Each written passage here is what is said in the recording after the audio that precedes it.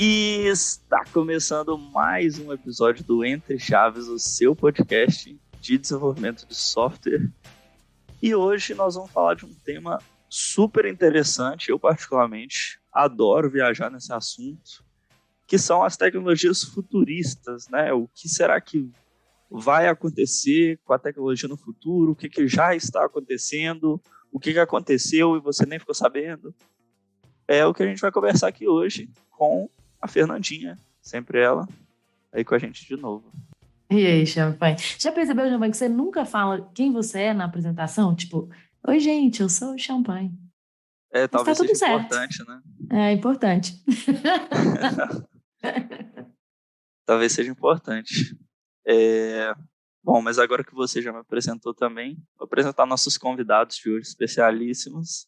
Estamos aqui com a Bárbara. E aí, Bárbara? Gente, tudo bem? Meu nome é Bárbara, como a já falou, eu sou designer aqui na DTI e trabalho com o pessoal tem 1 ano e meio e já estudei um pouco de futurismo em alguns cursos que eu vou contar mais pra frente. Exatamente, e estamos aí também com o Pedro. E aí, Pedro? E aí, galera, tudo bem? Meu nome é Pedro, eu sou dev aqui no DTI desde janeiro, então tem pouquinho tempo aí ainda. Eu também estou fazendo mestrado em ciência da computação, eu estudo um pouco de computação, então hoje eu vou falar um pouquinho do que eu aprendi nesses anos para vocês. Então, é isso aí, eu acho que convidados mais do que gabaritados aí para falar do assunto, né? Eu queria começar, então, a discussão com uma breve visão sobre computação no futuro, né? Sobre o desenvolvimento de computação no futuro. Assim, recentemente eu vi algumas notícias que me deixaram, assim, em choque. Eu tô vendo isso com uma certa constância. Eu vi uma notícia, por exemplo, de moscas controladas por computação, em que a gente consegue controlar os neurônios das moscas. Vi uma outra notícia em que a gente consegue, já hoje em dia está conseguindo manipular os sentimentos, as emoções que a gente tem em relação a algumas memórias. E assim, sinceramente, eu estou me sentindo vivendo num Black Mirror. Então, queria saber de vocês, assim, se sou só eu que tô assustado, o quanto que essas tecnologias que a gente via no passado como tão distantes já são realidade. O que vocês veem disso aí hoje também? Eu sou a pessoa que, ao invés de ficar assustada, fica empolgada e eu já começo a analisar tudo que pode decorrer disso, sabe? Quais são as aplicações e tanto boas e tanto ruins. Mas como eu comentei, eu já me interesso por pesquisa de tendências e futuros há um tempo e eu fiz um curso que chama Friends of Tomorrow, que é com o Thiago Matos, que ele apresenta primeiro algumas formas de lidar, de entender e de estudar o futuro. São algumas metodologias que ele tem. E uma das coisas que mais me marcou nesse curso foi que tudo em questão de futuro, não dá para a gente acertar 100% das coisas que vão acontecer. Realmente, você pode ter visto o pessoal falando sobre uma mosquinha, mas a gente não sabe se isso vai dar para frente, vai conseguir chegar, vai conseguir atingir tantas pessoas, porque estudar futuro não é prever o tempo. A pandemia estava aí para provar exatamente isso, porque todas as previsões que a gente tinha de organização em tecnologia e de sociedade para 2 anos na frente não se concretizou. E aí o que eu vejo é que todas essas questões de avanços são questões de perspectiva, de ponto de vista. Porque a gente pode estar assustado vendo isso, mas tem cientistas que estão há 10 anos tentando fazer isso e para eles é tipo, finalmente a gente conseguiu dar um passo para frente. E para eles pode ser tipo assim, nem um passo inteiro. Então eu acho que é muito tentar contextualizar de onde vem isso e por que eles chegaram nesse caminho. Então, o controle de emoções, a gente pode ficar, meu Deus, estamos vivendo no Black Mirror, mas pode ser alguma coisa aplicada para pessoas que têm dificuldade de convivência em sociedade, como pessoas com autismo que têm sentimentos que vão do 0 ao 100 muito rápido. Então, essa pode ser uma aplicação que para eles funcione mais e que para a gente possa ser assustador, mas a gente possa nem usar, sabe? Então, essa é uma parte mais filosófica de estudar futuros, não é nem falando de tecnologia, mas é entender realmente o contexto que ela veio, aonde ela está inserida e quais são essas aplicações. Por isso que eu não fico tão assustada, assim, eu vejo mais como o que isso pode trazer tanto de bom quanto de ruim, assim, para a gente. Então, eu sou dessa vibe aí também, da Bárbara, porque eu não fico assustado, gente. Eu só vejo empolgação, fico pensando, gente, o quanto que teve que ter estudado, o quanto que as pessoas tiveram que ralar, gastar a vida delas lá para investir nesses estudos aqui, para a gente chegar finalmente nesse ponto, né? É que nem eu estava pensando outro dia, lá na computação, lá na década de 60, assim, os mesmos computadores. Será que as pessoas que estavam pesquisando isso pensou que a gente hoje chegaria no ponto que a gente está, de ter rede social, de conseguir mandar vídeos, assim, de um aparelho que está na sua mão? Porque lá, os mesmos computadores, eles faziam basicamente nada, eles faziam uma continha ali de somar e o pessoal ficou assim, nossa, uau, uma máquina consegue fazer conta de somar. Então, se eles vissem na onde que a gente chegou hoje, bom, a gente chegou, eles ficariam barbarizados. Eles falam assim, nossa, gente, isso aqui é mágica, isso aqui é bruxaria. E pra gente é tipo, a gente não consegue viver sem essas coisas hoje, porque as aplicações que existem hoje dos computadores, pra gente, são muito importantes. Eles revolucionaram a nossa vida, né? Então, assim, se a gente contasse, se a gente pegasse tudo que a gente tem hoje, voltasse no tempo e contasse para as pessoas lá do passado, tudo que a gente consegue fazer, para eles seria bruxaria, seria assustador. Eles falarem assim, nossa, eu não quero viver isso, não, isso é muito sobrenatural para mim. Mas para a gente são coisas que a gente não consegue viver sem. Então, eu vejo que as coisas que estão surgindo hoje, são exatamente assim, são aplicações que para a gente pode parecer assustador, mas que são muito revolucionárias, que podem impactar como é que a gente vive em sociedade, sabe? E que para a gente traz muito benefício. As pessoas falam assim, nossa, mas pode trazer benefício, mas também tem os malefícios. Mas se a gente for olhar isso, até uma faca que a gente tem em casa pode trazer malefício. Tudo é como é que as pessoas vão utilizar essas aplicações, como é que elas vão aplicar aquilo, né, no dia a dia.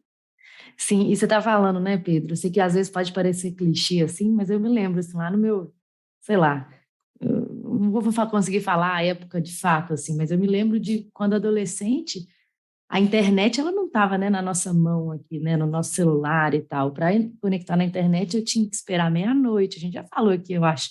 Eu tinha que esperar meia-noite, porque não podia, porque era caro. Então, e aí lá o modem, que era, enfim, não era, a gente não tinha, né, tanto acesso. A gente não produzia também tantos dados, né, quanto a gente produz hoje.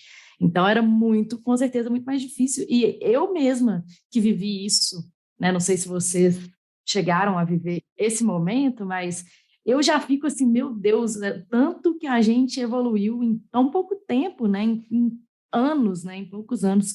Então, realmente é um negócio que parece meio assustador também. Eu concordo com o Champagne, às vezes, eu que não estudo tanto, não estudo essa área, né, de futurismo, eu tendo a ficar mais assustada, mas eu entendo o que vocês falam, né, que não, poxa, isso com certeza deve ter um tanto de gente tentando isso por muito tempo e vendo e provando essas evoluções, né, e esperando de fato, né, que essas evoluções mudem o nosso futuro, né? E eu acho que estão tão próximos aí mesmo, né? Tem uma citação de um autor que eu gosto muito de ficção científica, que é o Douglas Adams, que ele fala que ele explica o que é tecnologia de um jeito mais didático, assim, e esses avanços cabem nisso. Se é uma coisa que se surgiu quando antes de você nascer, você não pensa que é tecnologia.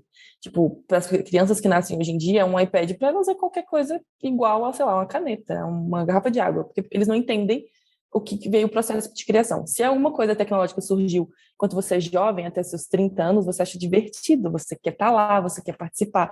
E se surge depois que você passou e você já está um pouco mais velho, vai acabar com o mundo e vai te matar. Então, assim, tem toda essa forma de encarar as mudanças tecnológicas que eu acho que faz muito sentido. E eu vejo também, pensando em fluxo de produto aqui, quando a gente está fazendo um discovery, que isso vai até dos públicos que a gente tem que atingir, que o nosso produto ele pode ser uma coisa extremamente simples para a gente, tipo um pagamento por celular, mas que por pessoas que não tem nem conta no banco, isso é uma coisa absurda, que ela fica assim, como eu vou fazer isso? Eu não vou chegar nesse ponto. Então a gente tem que estudar muito direitinho, tipo, qual que é o impacto que essas coisas têm com as diversas pessoas que a gente pode encontrar no meio do caminho.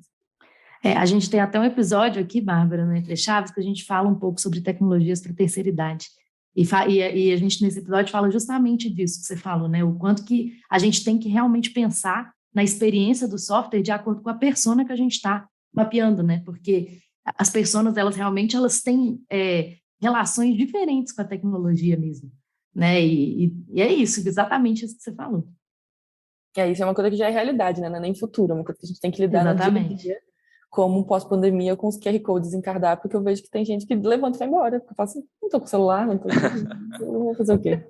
Essa foi a pior Mas isso somos evolução da todos, né? tecnologia. Ai, sério. Já deu, pra mim já deu. Como em 2022 a gente tem cardápio QR Code.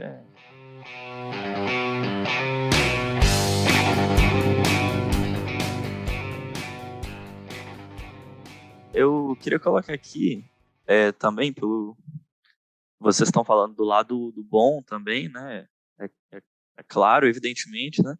Mas a tecnologia, e me corrija se eu estiver errado, a gente vê que tem uma evolução quase que exponencial, assim, né? Comparado à evolução de outras áreas, né? Então, talvez um pouco do que me assuste é que a gente tem um potencial cada vez mais próximo, né, e cada vez mais rápido, assim, de alcançar feitos, digamos assim, né, em termos de tecnologia, maiores e, sabe, com inteligência artificial, com coisas complexas, assim, tarefas inimagináveis, assim, e isso assusta um pouco. Porque a gente sempre constrói essas tecnologias cheio de boas intenções, né? Mas as consequências às vezes podem ser imprevisíveis. A própria rede social que a gente comentou aí foi criada cheia de boas intenções, várias das features que a gente tem hoje, e em alguns pontos acabaram trazendo consequências negativas, assim. Então, tem um pouco desse lado da gente se desenvolver muito rápido e não saber também o que esperar de consequência, né, do que a gente está lidando. Isso me deixa um pouco com medo, sim. Só complementando sua colocação nessa pergunta aí, Champagne, existe também que fala, né, da evolução exponencial e da computação, a lei de Moore, né, que fala que, né, a cada 2 anos, né, acho que os números de transistores vão dobrar e tal, enfim, isso desde lá de antigamente, e que a gente vê uma curva realmente muito exponencial e que agora parece, né, aí vocês podem me corrigir ou falar melhor do que eu, que parece que as pessoas até falam assim que essa lei de Moore está até ultrapassada agora já, né, já nem de tanto que a gente evoluiu nessa parte também de hardware, né, e que pode ser que talvez no futuro a gente nem, enfim, vai utilizar menos, sei lá, porque, enfim, contem aí para nós. O que vocês acham sobre isso? Então, sobre essa lei de Moore, na minha pesquisa do mestrado, já cansei de falar dessa lei de Moore toda hora, porque eu meio que minha tese é em cima dela. Porque o que acontece? A lei de Moore, ela realmente foi verdade por muitos anos, só que, assim, nada evolui para sempre, assim, exponencialmente, né? Chega uma hora que o hardware não dá conta de evoluir, né? Porque assim, o hardware conseguir evoluir, ele se baseia muito na evolução dos transistores, né? Então, a engenharia tem que evoluir, a eletrônica tem que evoluir para a gente conseguir fazer componentes menores para caber dentro do chip e a gente conseguir colocar mais componentes dentro do chip para processar informação assim de maneira mais eficiente, processar mais informação. Só que quando essa tecnologia vai evoluindo, ela vai chegando no limite de uma hora e um limite assim físico mesmo, energético, que às vezes a gente consegue perceber esse limite quando, por exemplo, a gente está usando um celular, por exemplo, e a gente nota que, nossa, meu celular está ficando muito quente. Estou fazendo muita coisa aqui no meu celular, está ficando muito quente. Por quê? Aqueles componentes pequenininhos lá, eles todos se baseiam na física. E aqueles componentes, eles estão operando de uma maneira que eles estão dissipando energia para o ambiente. E essa energia ela é dissipada em forma de calor, né? Então, essa energia dissipada é o que faz com que a gente atinja esse limite físico mesmo de não conseguir mais evoluir de acordo com a lei de Moore, porque quanto mais componente dentro de um chip, mais energia a gente está dissipando, mais calor a gente está liberando para o ambiente, aí os componentes lá dentro começam a derreter e várias outras coisas começam a acontecer ali, né? Então a lei de Moore realmente ela já chegou no limite, tanto que se a gente for olhar nos últimos anos, lá 2010, 2015, a gente via Intel, AMD, essas empresas grandes assim, lançando um processador atrás do outro, um processador de 2.3, aí 2.5, aí 3, 3.5, e foi parando. Tanto que a gente não vê hoje um processador de 6 GHz por aí, porque realmente atingiu esse limite de evolução dos componentes, né? Então, o que aconteceu foi que a área acadêmica, né, e também a indústria agora, começou a investir em pesquisar novas tecnologias que podem ser utilizadas para criar os computadores, né? Então, nanocomputação é justamente pesquisar essas tecnologias, né, que a gente pode estar utilizando para criar esses componentes pequenininhos, né? Vamos dizer, esses nanocomponentes, para fazer a computação de forma diferente, para a gente conseguir, assim, continuar, né, a escala de conseguir continuar evoluindo os componentes. Aí tem vários jeitos de fazer, né, nanocomputação. Lá, por exemplo, no laboratório que eu tô, tem gente que trabalha com DNA, que eu sei que a Microsoft investe em DNA, tem gente que trabalha com fotônica, que é computação com luz. Eu já trabalhei com nanomagneto, já trabalhei com elétrons, agora eu estou trabalhando com circuitos de hidrogênio. Tem gente que trabalha com circuitos de carbono. Então, assim, tem várias frentes que estão sendo pesquisadas, sabe? Para conseguir continuar essa evolução. Mas até então não tem nenhuma que é, assim, certa. Que não vai ser essa tecnologia, sim, que a gente vai conseguir continuar essa evolução, conseguir continuar integrando mais componentes aqui dentro do circuito. Então, por enquanto, a gente está meio que parado, assim.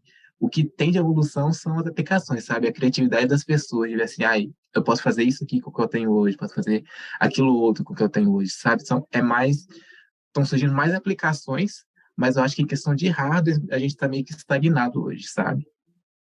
Eu acho que assim, eu já reparei até que em questão de celulares, por exemplo, houve uma época que cada lançamento de um novo modelo trazia uma inovação muito grande, uma diferença muito grande para o modelo anterior em questão de hardware, que a gente ficava assim, caramba, eu Preciso trocar, né? preciso do próximo e tal. E hoje em dia, apesar de a gente continuar tendo os lançamentos e continuar tendo aí os preços absurdos, inclusive, a diferença do próximo pro da geração atual geralmente é algo meio... Eles tiram a entrada do fone, né? Só isso. E não vem o carregador na caixa, que fica mais caro. Mas assim, sem brincadeiras, né? Um dos lançamentos que teve recentemente, a grande feature lá era o tal do emoji que, na cara das pessoas e tal. Que, tipo assim, comparado às evoluções que a gente tinha de, sei lá, de um iPhone 3 pro 4, de um 4 pro 5 em questão de hardware, são coisas muito pequenas, assim, eu vejo particularmente. E aí eu queria saber do Pedro, que estava comentando da nanocomputação, quais são as possibilidades, assim, que você vê, assim, para o futuro, assim, essas pesquisas estão sendo feitas e tudo mais, mas com qual perspectiva, assim, de futuro, ou o que já é possível ser feito hoje, quais os objetivos, sabe?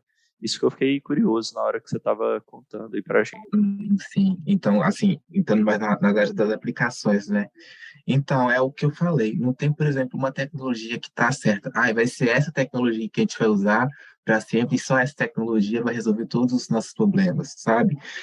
Por exemplo, a gente pegar circuitos feitos com DNA, circuitos feitos para DNA são muito bons para aplicações médicas, por exemplo, porque, por exemplo, tem jeito de você construir lá uma programação, uma computação para um circuito que ele vai reagir com o seu organismo, quando ele entrar em contato, né, sua circulação sanguínea, por exemplo, e vai identificar se você está com uma doença ou não. Ele vai, por exemplo, conseguir atacar as células cancerígenas com mais eficiência. Então, você não vai precisar, por exemplo, tanto de um tratamento de radioterapia ou quimioterapia, que são tratamentos mais agressivos. Circuitos de DNA são mais, assim, são mais propícios para essas aplicações biológicas, sabe? Tem circuitos, por exemplo, com elétrons, né? Que esse é que eu trabalhei por um tempo, que são circuitos que conseguem operar em uma frequência de clock muito alta, que chega na casa dos terahertz, sabe? Então, por exemplo, às vezes integrar os circuitos que a gente tem hoje, que não são tão eficientes, integrar com esse circuito de QCA vai conseguir que a gente vai possibilitar que a gente consiga construir, né, computadores que operem em frequências de clocks mais rápidas, por exemplo, computadores que sejam a 10 terahertz de velocidade do seu processador, por exemplo, né, porque tem uma parte lá que opera com esses circuitos de elétrons, né. Já tem pessoas que pesquisaram um pouco disso de QCA, mas circuitos pequenos ainda, não conseguiram ir muito para frente.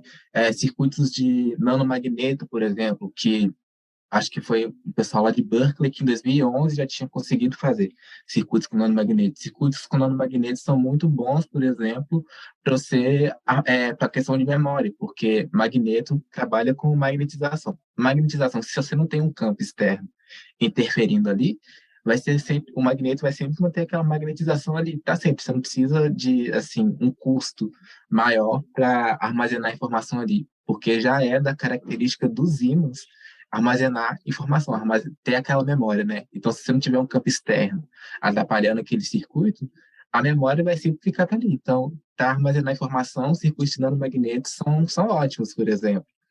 Então, eu acho assim que no futuro não vai ter um computador que, por exemplo, que vai ser feito só de uma tecnologia, por exemplo. Vai ser um agregado de tecnologias que vão se combinar para fazer a nova geração de computadores, sabe? Vai ser o computador que tem um pouquinho de nanomagneto ali na memória, tem outra parte que vai ser de QCA ali para ter mais velocidade. Pode ter uma parte ali da fotônica também, que a fotônica também ela atua muito rápido, né, que é a velocidade da luz ali, mas você captar essa informação na velocidade da luz é muito custoso também, então pode ser que fique muito caro construir computadores só com fotônica. Então, assim, eu acho que vai ser os computadores do futuro vão ser tipo um Frankenstein de tecnologia, sabe? Vai ser uma tecnologia aqui, outra ali, que vai tudo se juntar para, no final, dar o próximo passo, né, na computação.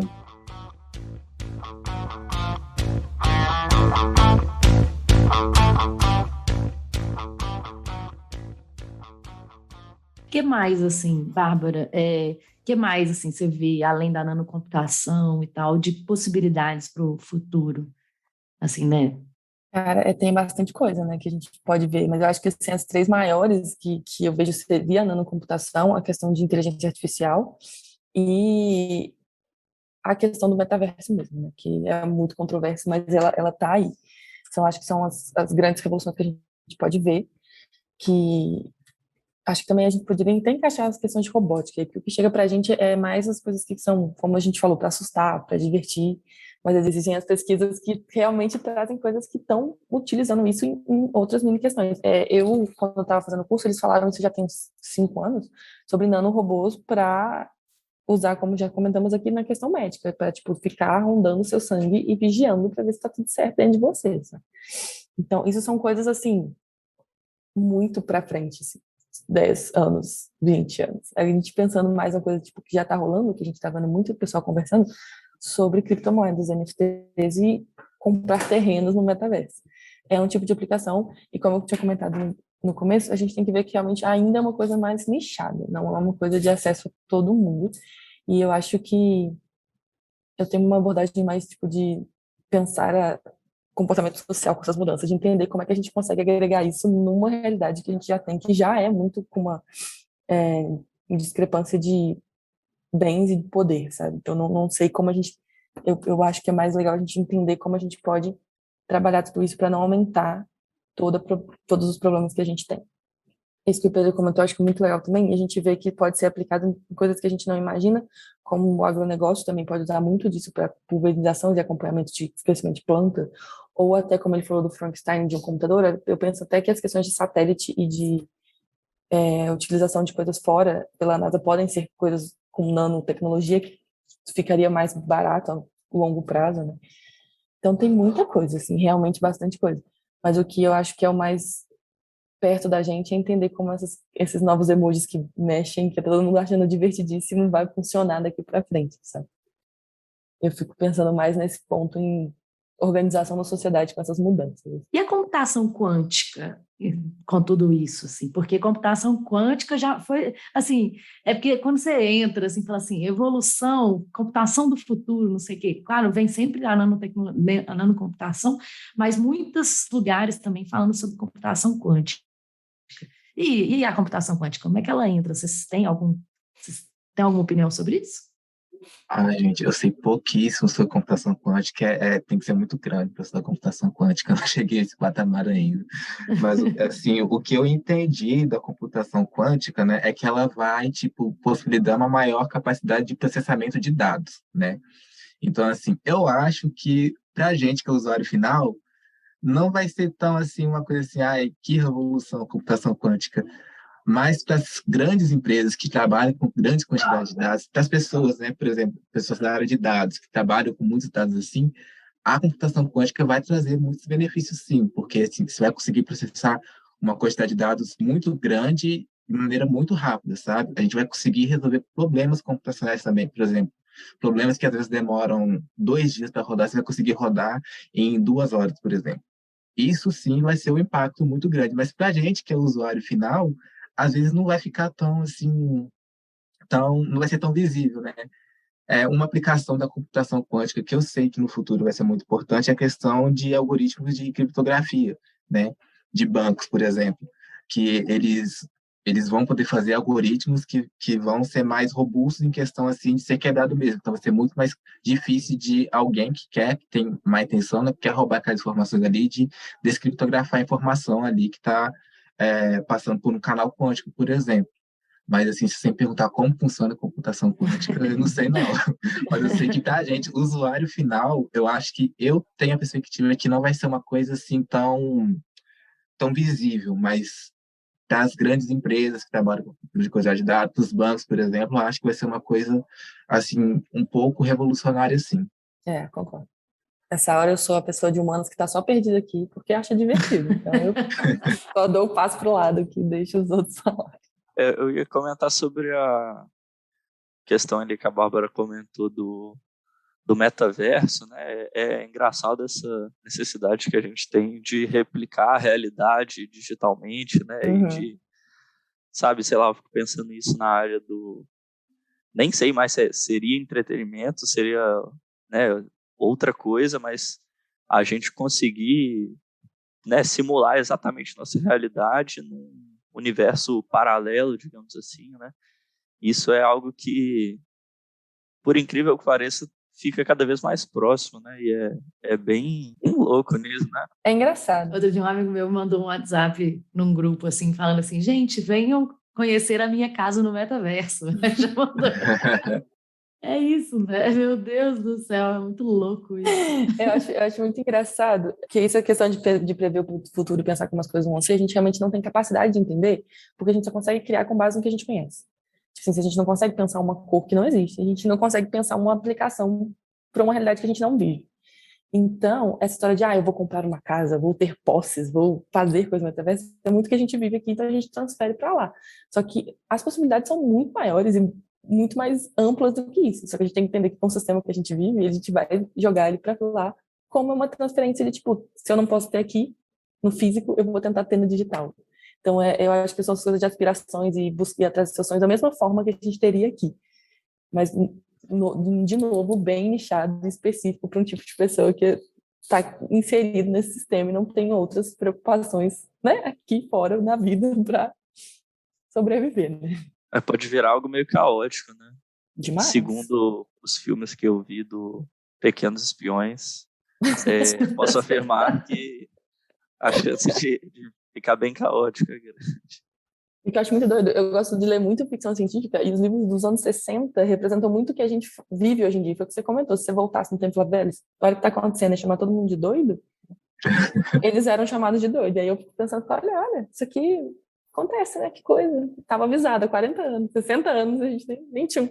Isso é verdade. Se você pega filmes antigos, é bem comum isso mesmo. O próprio tablet, né? Chamada de vídeo, esse tipo de coisa, tem várias ficções científicas antigas e a gente tem ficções científicas que a gente assiste hoje que fazem algumas, né, previsões, digamos assim, ou que mostram algum gostinho da realidade do futuro. Será que alguma parte disso vai se tornar realidade, né? Para quem chegou até aqui no episódio, a gente até agora não falou de carros voadores, né? Que futuro é esse? Vai ter carros voadores?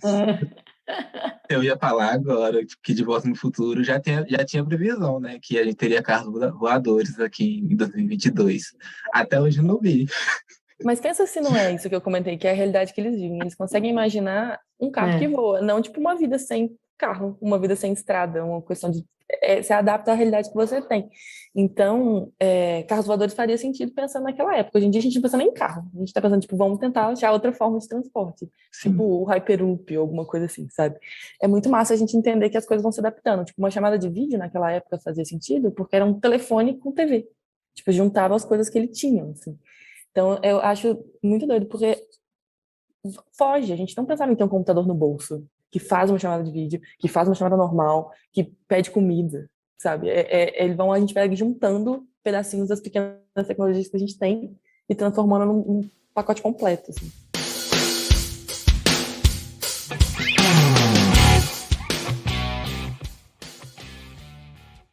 E pensando assim, né, na evolução mesmo, né? Eu lembro que meu pai me conta quanto ele programava com cartão, né, quando tinha lá as suas máquinas e tal, e hoje a gente vê desenvolvedores cada vez mais especialistas em coisas, né? Em algum momento teve só desenvolvedor que desenvolve qualquer coisa, muito full stack. Agora hoje a gente já vê assim, desenvolvedor de front, de back, de mobile, e cada vez mais especialistas. Como que vocês acham que vai ser no futuro essa profissão de desenvolvedores, né? Vocês acham que vai mudar alguma coisa? A galera vai se especializar ainda cada vez mais ou não? Vocês não têm opinião sobre isso?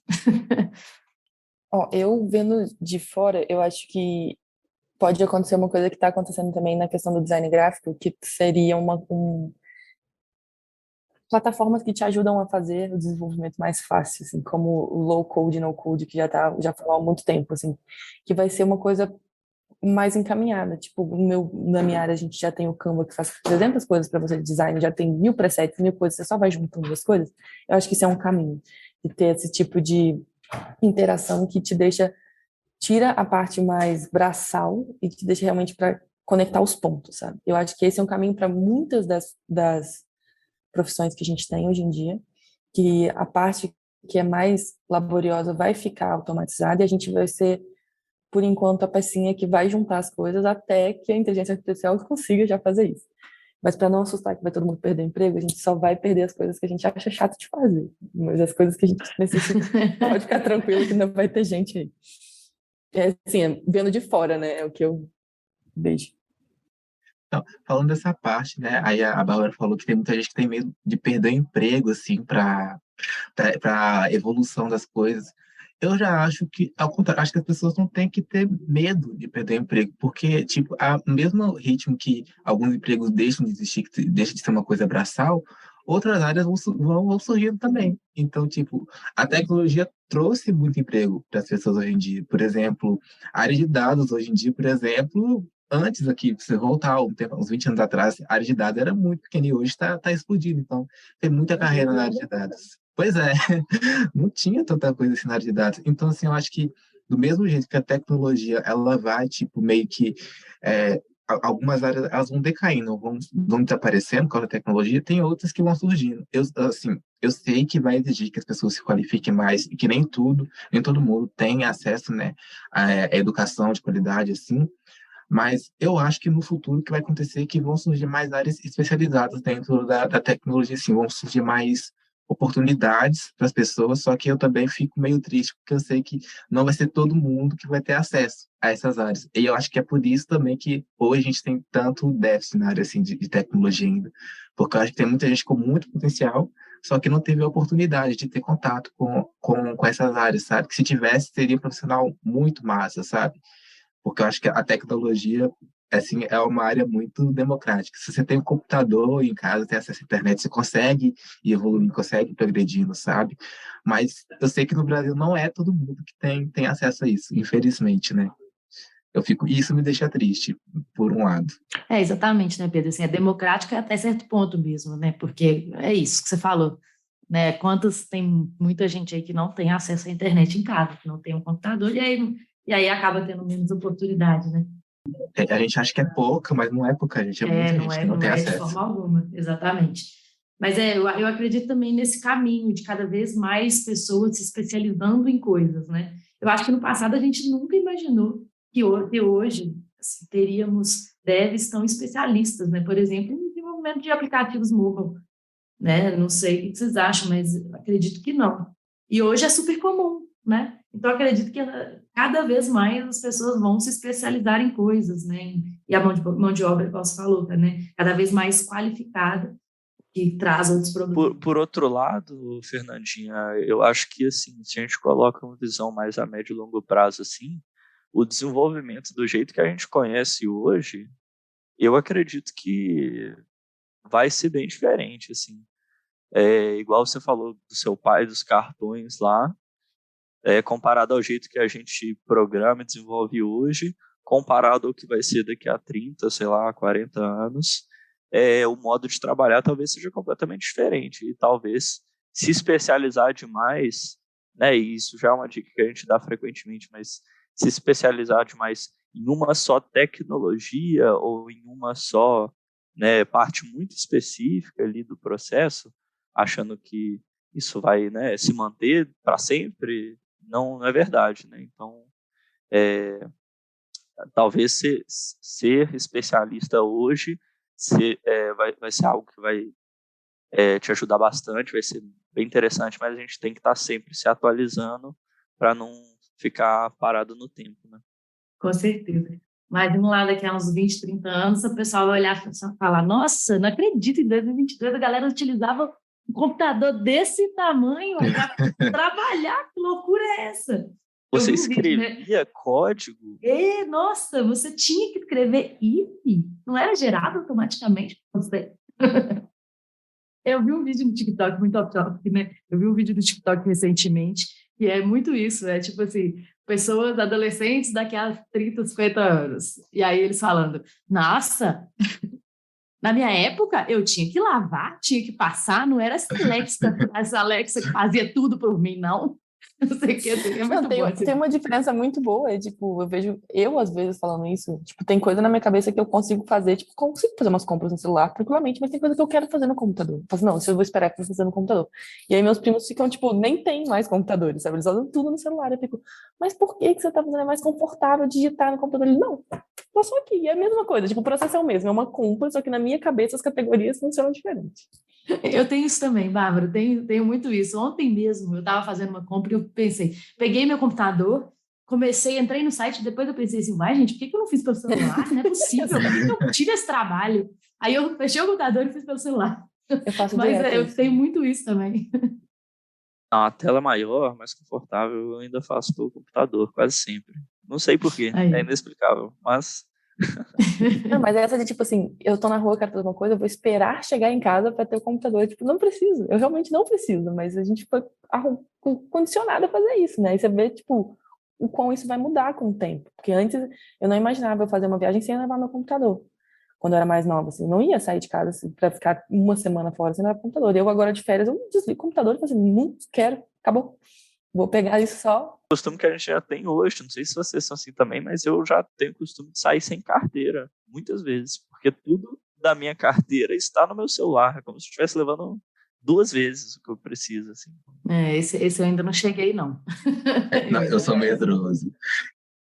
Que todos esses avanços a gente também tem que começar a pensar também em segurança, né? Porque como a gente falou que as coisas vão atualizando um pouco mais rápido do que a gente dá conta de entender e de processar, também a gente não tem como se proteger tão rápido com isso.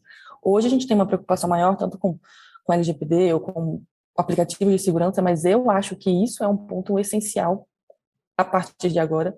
Eu confesso que eu sou muito preguiçosa com essas coisas, até com banco de senha eu sou preguiçosa. Aí eu entendo que é importante, entendo que a gente tem que fazer isso, porque realmente, como você falou, tá tudo no nosso celular. Você perde o celular, você perde sua vida.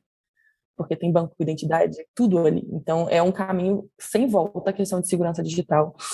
E ela vai ficar, como a gente falou, tem a nanocomputação, vai ficar cada vez mais difícil as coisas serem quebradas. Então, a gente tem que tomar cuidado do que é nosso mesmo, porque o nosso maior valor no mundo digital são nossos dados. Né? Então, a gente tem que tomar cuidado com isso. A gente fez uma série bem, bem legal aqui recentemente, Bárbara, sobre segurança. Fizemos vários episódios aqui no Entre Chaves. E uma das coisas que a galera falou muito foi esse negócio, tipo assim, meu celular tem tudo e tal, como ficar, né, o que fazer e tal. E aí foi mencionado, inclusive, que a gente devia ter 2 celulares, um com as nossas coisas do banco, que fica em casa, e outro que a gente leva para a rua que não tem nada muito sensível. E essa abordagem eu já acho demais. Mas, Seriam 3 assim, celulares que ainda tem aquele que é o que você entrega para o assaltante. Né? É, o celular do ladrão. São 3, olha aí. Então, já é muito doido, né? Assim, enquanto a tecnologia ela pode vir também ao nosso favor, né? Mas, ao mesmo tempo, nos tornar muito mais vulneráveis a esse tipo de coisa, né? E foi o que a gente falou também de não conseguir fazer uma coisa mais sem ter isso na mão. Tipo, semana passada, que aqui em Belo Horizonte a gente ficou sem luz, aqui perto da DTI, porque estourou uma subestação, sei lá o que aconteceu. Além de ficar sem luz, o meu celular estava sem celular, estava sem sinal e sem 3G. Aí eu não sabia existir. Eu só fiquei assim, meu Deus, o que eu faço? Eu não sabia o que fazer, eu não conseguia conversar com as pessoas. Eu comecei a ter uma crise existencial, tipo, como eu vou sobreviver a isso, sabe? Eu sei que era só um pico de energia e daqui a pouco as coisas voltavam ao normal, mas eu fiquei, tipo, 15 minutos completamente desesperada, porque eu não tinha nenhum contato com ninguém. E assim, o que eu ia fazer nesses 15 minutos? Nada. Até eu me ligar que eu falei, ok, senta, espera. Sim, não, isso é muito real, gente. Assim, acho que principalmente para as pessoas que nasceram depois dos anos 2000, que já tinha assim, a tecnologia estava bem avançada, eu acho que as pessoas elas não sabem mais viver sem ser celular. Ultimamente, o que eu comecei a fazer? Eu comecei de vez em quando, eu saio de casa só levo a chave, saio sem celular. Nas primeiras vezes, eu ficava assim, nossa, gente, tá faltando alguma coisa, eu queria estar escutando uma música, nossa. Aí eu colocava a mão no bolso, gente, cadê meu celular? Ah, deixei em casa meu celular. Aí fica assim, nossa, será que eu vou ter dinheiro para voltar? Nossa, se eu tivesse com o celular aqui, eu podia passar no celular, né? Mas eu fico pensando, antes eu não tinha celular, se eu não tivesse celular, como é que eu ia fazer? Eu ia ter que dar um jeito, não Nossa, ia? eu não consigo ser desprendida assim ainda. Eu não sou desprendida assim ainda, de sair sem celular, não. Eu não, eu saí com o celular, com carteira de identidade, carteirinha do plano de saúde, carteira do SUS, não quero ser enterrada com indigente, com alguma coisa acontecer, não, gente, pelo amor de Deus. Deixa meus documentos comigo. Outra coisa que eu comecei a fazer, tipo, foi silenciar minhas redes sociais, notificação de rede social. Porque rede social, assim, aquela notificação ali prende muito sua atenção. Como é que a rede social captura sua atenção? Pela notificação. E, assim, o que é valioso para as redes sociais hoje em dia é a sua atenção. As pessoas compram a sua atenção. Anúncio, recomendação, é tudo para tentar capturar a sua atenção. Então, se você deixa, assim, notificação ativada assim, você começa a ficar muito escravo do celular, de aplicativo. Levou até mais do que atenção, eu acho que é seu tempo. Seu tempo realmente é uma coisa, é sua moeda de troca agora. A gente fez um episódio aqui sobre o dilema das redes, né? E é muito isso, é que nós somos, se o produto daquele, eles falam isso no dilema das redes, né? Se o produto de algum serviço, de algum aplicativo, ele não é muito claro, é porque o produto é você. Então, nós somos o produto, né, das redes. É E o cuidado exatamente que a isso. gente tem que tomar é esse, né? A gente não ficar refém das tecnologias, né? A gente já tem celulares hoje, imagina do que vai surgir aí. Exatamente. A gente não se tornar refém disso também. Teve um episódio muito interessante de Black Mirror que acho que, tipo, as pessoas, elas armazenavam, tipo, a essência da pessoa na nuvem. Então, tipo assim, as pessoas não morriam porque, tipo, tudo que fazia a pessoa ser a pessoa estava armazenado no servidor de dados, sabe? Então, É a meu pessoa episódio vivia preferido na esse. nuvem. Então, assim, foi muito louco pensar assim, gente, será que realmente será que você e eu mesmo, será que se pegar, se me mapear tudo que fazia eu ser eu hoje e me colocar na nuvem, será que eu vou ser eu ainda? Ou será que, tipo, você é outra coisa, você é uma memória do passado? A gente vai ter que gravar loucura, um né? episódio mais filosófico para continuar essa discussão, eu acho. Não, A gente pode isso. chamar filosófico o na mesa de um Cortella. bar, eu acho bom. Aí eu sempre volto, né, na mesa do bar. Essa área filosófica é que eu dou mais conta, eu me aguento mais, porque eu consigo aplicar mais outras coisas que eu estou acostumada tanto a ler e consumir, então eu me sinto mais confortável de debater isso. Mas a gente pode marcar de ir no bar para a gente falar de. Eu animo, gente. Vocês estão me ouvindo falar de ficção científica e de indicação de série, livro, essas coisas vão ficar. Tem gente, 8 eu rolês. tenho uma indicação. Tem um filme muito bom chamado Jogador Número 1, tá bom? Sobre essas coisas assim. Eu espero que o futuro seja daquele jeito. Tem o livro, é bom também. O livro também, já li o livro, também é muito bom. Leiam, muito bom, gente. Eu espero que o futuro seja daquele jeito, pra eu jogar daquele jeito. Bom, então é isso, né? Eu acho que a conversa foi muito produtiva. Se a gente se deixar, a gente fica aqui até amanhã, não, até surgir essas tecnologias aí, a gente ainda está falando. Então, é muita coisa para conversar, mas eu gosto muito de conversar sobre isso. Acho que foi bem legal. Obrigado, Bárbara aí. Obrigado, Pedro. Imagina. Obrigada pelo convite. Valeu, pessoal. Até a próxima, gente. Tchau, tchau. Até mais. Até mais. Tchau, tchau, Tchau. galera.